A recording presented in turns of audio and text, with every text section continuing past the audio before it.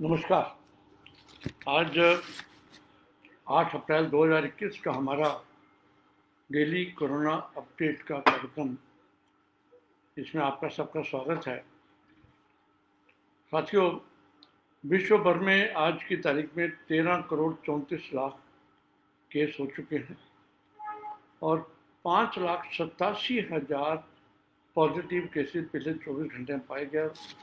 29 लाख लोगों की मृत्यु हो चुकी है कोविड से, जिसमें से 12,045 पेशेंट्स की डेथ जो है वो पिछले 24 घंटे में। जब हम पूरे विश्व की बात करते हैं तो यहाँ बता दूं कि अमेरिका ने वैक्सीन फॉर ऑल डिक्लेयर कर दिया कल, यानी कि कोई भी व्यक्ति कभी भी इंजेक्शन लगवा सकता है। ये अमेरिकन गवर्नमेंट ने अनाउंस कर दिया। जहाँ तक इंडिया की बात है, नए नए कीर्तिमान रोज स्थापित हो रहे हैं। 1,26,000 केस। आपको याद होगा जब आज से 6 महीने पहले हम बात करते थे तो मैक्सिमम 97-98 हज़ार केस रोज हुए थे, लेकिन इस बार जो केस हो रहे हैं वो लाख से ऊपर गए। 3-4 दिन से लाख से ऊपर केस चल रहे हैं और प्रतिदिन ये नहीं कि लाख में 1,000-2,000 बढ़ रहे हैं, एकदम संख्या 10-10, 15-15 हज़ार संख्या रोज बढ़ रही है। 1,26,000 केस पिछले 24 घंटे में हो गए और 685 लोगों की मृत्यु हुई है पिछले 24 घंटे में, और ये पिछले 5 महीनों में अधिकतम आंकड़ा है मृत्यु का। और यहाँ पर यह भी बता दूं, जो एक्टिव केसेस 2-2.5 लाख के आसपास आ गए थे, वो आज की तारीख में 9 लाख एक्टिव केसेस देश के अंदर चल रहे हैं इस वक्त। और पॉजिटिविटी जो है, अगर आप पूरे देश की देखें तो करीब 9% से ज़्यादा पॉजिटिविटी आ रही है। यानी अगर 100 मरीज कोविड टेस्ट कराते हैं तो उसमें से 9, कम से कम 9 पॉजिटिव आ रहे हैं। ये एक बहुत ही बड़ा एक मार्कर होता है देखने के लिए कि पोजीशन जो है बीमारी की उस क्षेत्र के अंदर कितनी चल रही है। मुंबई के अंदर 9,000 के करीब केस पिछले 24 घंटे में हुए हैं। जहाँ तक दिल्ली की बात, दिल्ली का भी बहुत बुरा हाल है। जहाँ हम किसी टाइम पर सोच रहे थे कि दिल्ली के अंदर पोजीशन काफ़ी इम्प्रूव हो गई है, दिल्ली में केसेस कम हो रहे हैं, वहाँ पर आज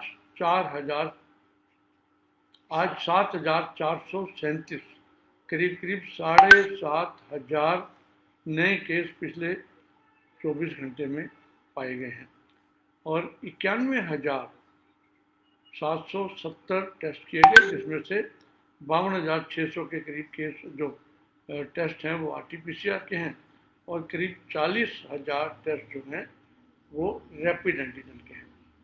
और बहुत दिनों बाद 24 लोगों की मृत्यु भी हुई है दिल्ली के अंदर। और पॉजिटिविटी दिल्ली की अपनी, जो हम देख रहे थे कि 1% से भी कम हो चुकी थी, आज वो 8% से भी ऊपर हो गई। 8% पॉजिटिविटी बहुत मायने रखती है। यानी कि ये पॉजिटिविटी उन लोगों की है जो टेस्ट करवा रहे हैं। जो टेस्ट नहीं करवा रहे तो मुझे लगता है कि ये और भी ज़्यादा पॉजिटिविटी होने वाली है।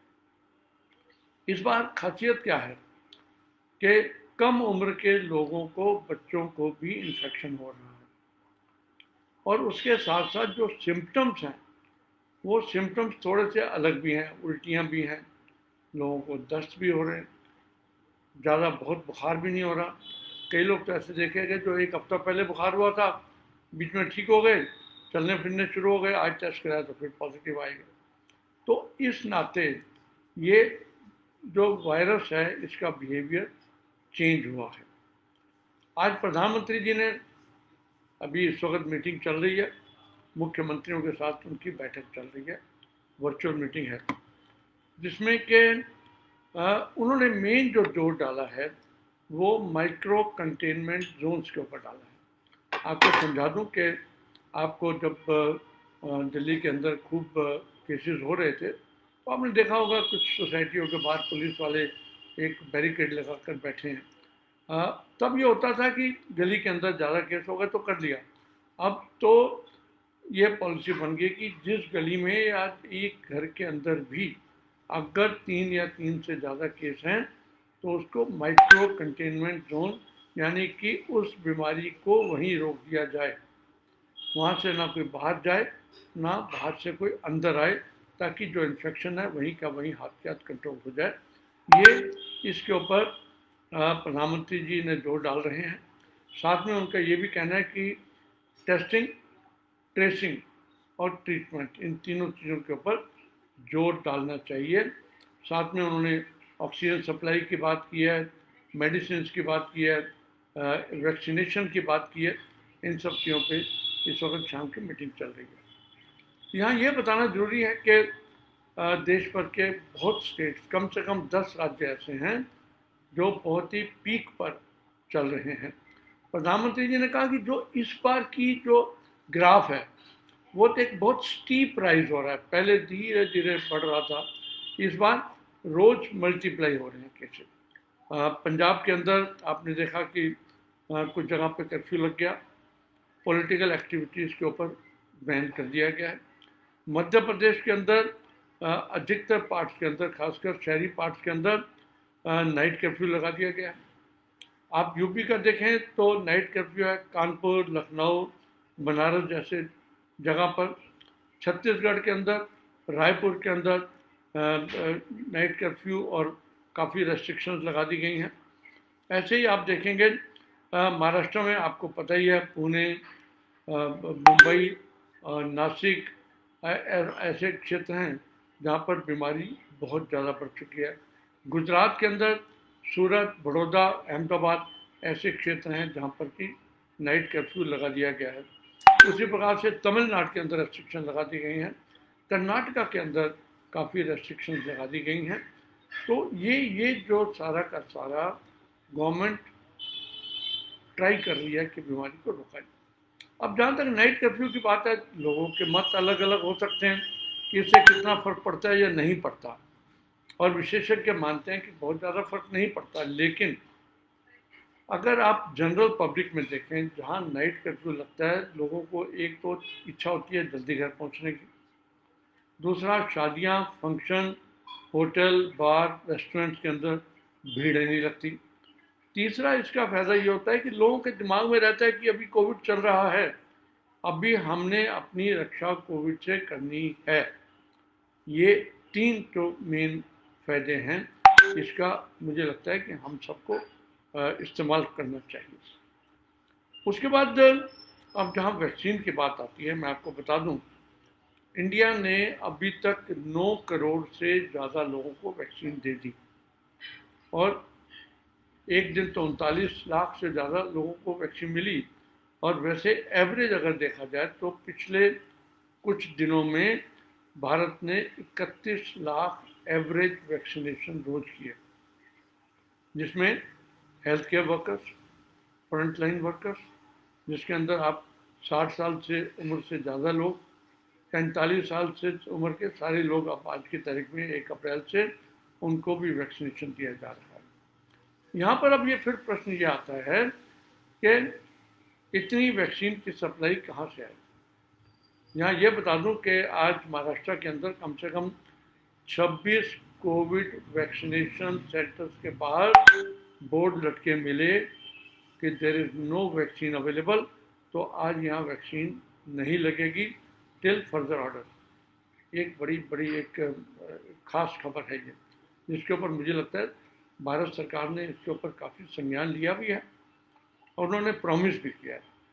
और इतने बड़े देश की इतने बड़े व्यापक टीकाकरण कार्यक्रम के अंदर कहीं वैक्सीन की शॉर्टेज होना और कहीं ना कहीं ऐसे ग्लिचेस होना स्वाभाविक है। आधार पुणेवाला जी जो सीरम इंस्टीट्यूट के हेड हैं, सीरम इंस्टीट्यूट ऑफ इंडिया के, उन्होंने 2 दिन से डिमांड कर रखी है भारत सरकार से धनराशि की कि अपनी वैक्सीन की बनाने की गति को बढ़ाने के लिए उनको धन चाहिए, ताकि वो बेसिक्स, अब देखिए ना, ये वायल आती है, इतनी वायल कहाँ से, आज तक संसार में इतनी जरूरत कभी नहीं पड़ी। उसके बाद उसके ढक्कन भी हैं, उसके बाद सिरिंजेस भी हैं, उसके बाद अंदर जो डायलुएंट्स हैं, ये सारी चीज़ें जो पड़ती हैं, इन सब चीज़ों की बहुत ज़्यादा आवश्यकता है। तो डेफिनेटली कुछ पॉलिटिकल पार्टीज़ के लोग सरकार को इस बात पे बता भी रहे हैं, कह भी रहे हैं। एक तरफ तो कह रहे हैं कि 18 साल से सब बड़े लोगों को वैक्सीन लगाना शुरू कर दो। वो इंडियन मेडिकल एसोसिएशन भी मानती है कि हर व्यक्ति को, जैसे अमेरिका में ऑर्डर किया गया, इंडिया में लगना चाहिए। लेकिन इंडिया में उतने ज़्यादा साधन, उतनी ज़्यादा वैक्सीन, उतने ज़्यादा इंफ्रास्ट्रक्चर अभी नहीं है कि आप एकदम इस वैक्सीन को खोल दें। और मुझे पूर्ण विश्वास है कि अगर एकदम खोल दिया जाता तो भगदड़ मची होती, सब जगह पे लॉ एंड ऑर्डर इश्यूज हो गए, लॉ एंड इश्यूज पैदा हो गए होते। दिल्ली में एक दिल्ली हाई कोर्ट ने एक कल डिसीजन दिया जिसमें उन्होंने कहा कि मास्क मस्ट है। अगर आप गाड़ी में बैठे, कार में बैठे, खुद अकेले गाड़ी चलाकर जा रहे हो, तब भी आपने मास्क लगाना है, नहीं तो चलान करने का उन्होंने ऑर्डर किया। उन्होंने एक गाड़ी को, एक कार को पब्लिक प्लेस माना है, it is not a private place.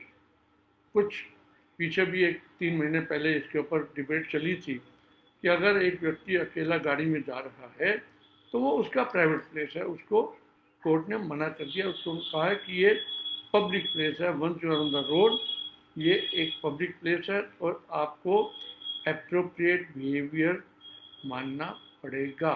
ये दिल्ली हाई कोर्ट ने एक जजमेंट दी है।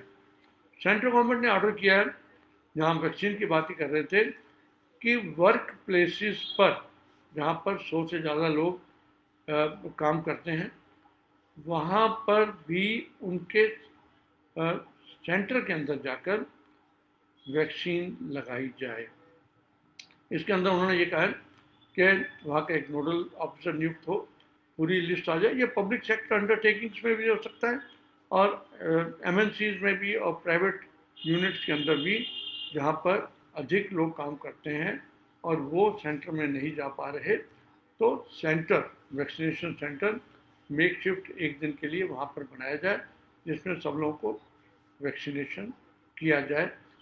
उसमें गवर्नमेंट, वहाँ के एसडीएम जो हैं, वो अरेंजमेंट करेंगे कि वहाँ के आसपास के जो भी इम्यूनाइजेशन सेंटर हैं, वहाँ की टीम वहाँ पर जाकर इंजेक्शन लगाएगी।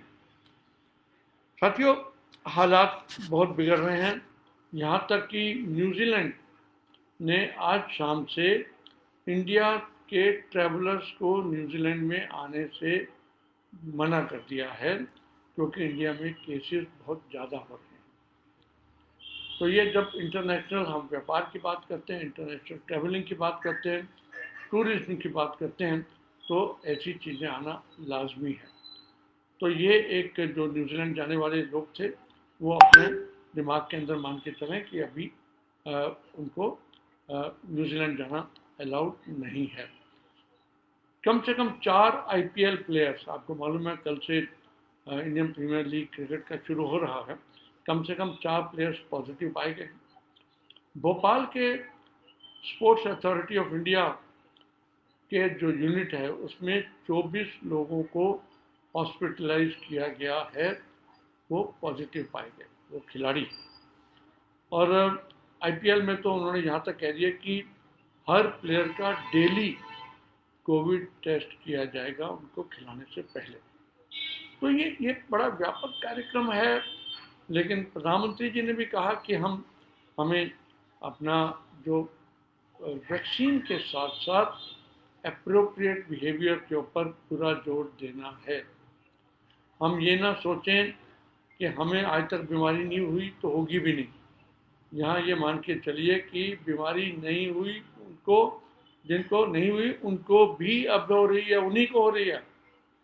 और पूरे देश के अंदर ऐसे क्षेत्रों के अंदर भी अब बीमारी जाने लग पड़ी है, जो पहले तो शहरों में ज़्यादा हो रही थी, अब सबर्बन एरियाज के अंदर, छोटे कस्बों के अंदर भी बीमारी काफ़ी व्यापक रूप से जा रही है।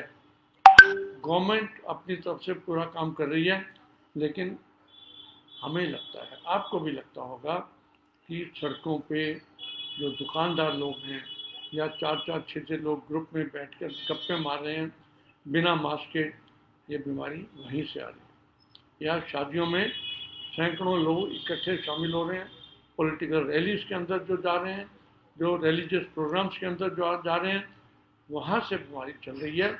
और अब जो बीमारी है, अब जो वायरस है, वो जल्दी लोगों में फैलाव ज़्यादा कर रहा है और यंग लोगों को भी ज़्यादा ग्रस्त हो रहे हैं। तो साथियों, आपसे फिर वही प्रार्थना, रोज़ की भांति मास्क नाक और मुंह के ऊपर लगाकर निकलें बाहर, अपने हाथों का ध्यान रखें, सैनिटाइज करते रहें, और जहाँ भीड़ हो, नो नो नो, वहाँ पर बिल्कुल ना जाएं किसी भी प्रकार से, और वहाँ से आप अपने आप को बचाएंगे। आप बचेंगे तो आपका परिवार बचेगा, आपका परिवार बचेगा तो आपका क्षेत्र बचेगा और आपका देश बचेगा। इन्हीं शब्दों के साथ आज का कार्यक्रम हम यहाँ समाप्त करते हैं। मैं देख पा रहा हूँ पुनीत खोसला जी हमारे बीच में हैं। केवल शर्मा जी, गुड इवनिंग। मुझे आउट ऑफ होम जाना चाहिए? नहीं, बाहर जाने की अभी कोई रेस्ट्रिक्शन नहीं है। रात को 10 बजे से सुबह 5 बजे को छोड़कर आप काम पे जाएं, लेकिन वही 3 चीज़ें हैं ना जी, मास्क, डिस्टेंसिंग और उसके साथ साथ अपने हाथों का ध्यान रखें। ये क्या मुझे फील्ड में जाना चाहिए वर्क के लिए, ये मैंने आपको बता दिया। नीरू भसीन जी गुड इवनिंग, उपासना भगत जी गुड इवनिंग, देवेंद्र सोपती जी नमस्कार, ऋषिराज जी नमस्ते। दवाई भी और कढ़ाई भी, बिल्कुल ललित जी आपने बिल्कुल ठीक कहा कंबोज साहब, कि दवाई भी करनी पड़ेगी और बिना कढ़ाई के तो मुझे लगता है हमारे लोग मान ही नहीं रहे।